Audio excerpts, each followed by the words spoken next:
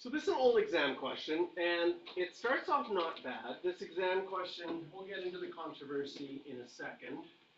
It was worth 5 marks, which is quite a lot for an exam question. And they said the box in the shape of a rectangular prism, so we could draw this.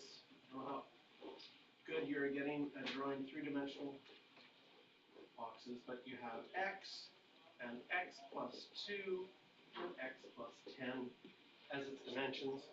Write a function, b of x, so b of x equals, for volume, length times width times height, in no particular order. That was worth 1 mark. Nice. And then, find all the possible values of x, given that the volume was 96 centimeters cubed. Now, a couple things to take into perspective is this question was non-calculated, which is part of the controversy. Because it's non-calculator, do you think your answer is going to be 1.237? No. It's probably going to be a nice number. And the problem was it didn't take students very long to say, is it 1? 1 times 3 times 11, does that make 96? No. Is it 2? Is 2 times 4 times 12 96? It is. X equals 2. And then they said, like, even if they remembered the units and went centimeters and said, find all the possible values, state the dimensions of the box, so they went 2 centimeters by 4 centimeters by 12 centimeters. And they got 2 out of 5 on the exam. Really, really harsh. Made a lot of teachers angry. Because the exam argued, well, how do you know that's the only answer? Well, because it's non-calculator and it's kind of, it works, and I don't expect you to do something other than that. But that wasn't a good enough argument. So what you'll see as a result of the controversy of this question is they add the word in questions like this, algebraically, which takes out guessing and checking.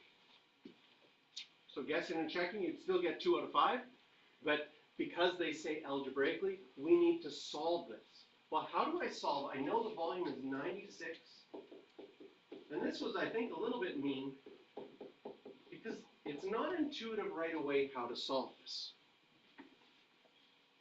And what they wanted students to do is say, well, you can solve a question by factoring, but only if one side's equal to 0.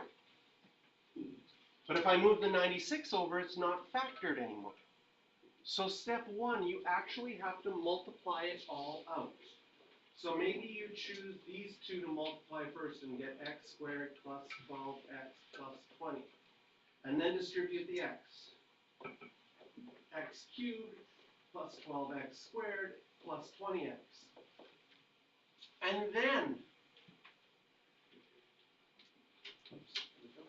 And then move it over so that one side is equal to 0.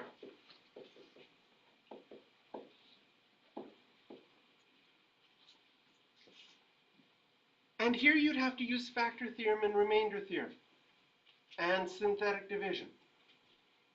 And for the students that guessed and checked, they have an advantage. You know that 2 is an answer. So if 2 is an answer,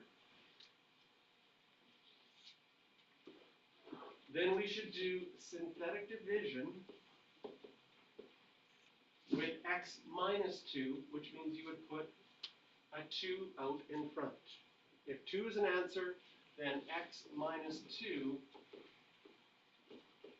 is a factor.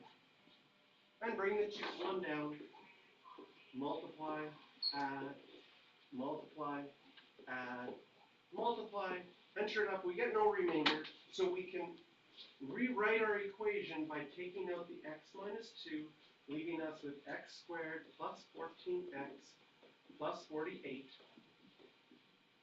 And this was the argument, is that, look, there could be other answers, because maybe you can factor this, or if you couldn't factor it, you'd have to use the quadratic formula. x and x, 8 and 6, sure enough, it factors. And so x equals 2 isn't the only answer. You could also have -8 and -6, which make no sense whatsoever in the question, so you have to x them out.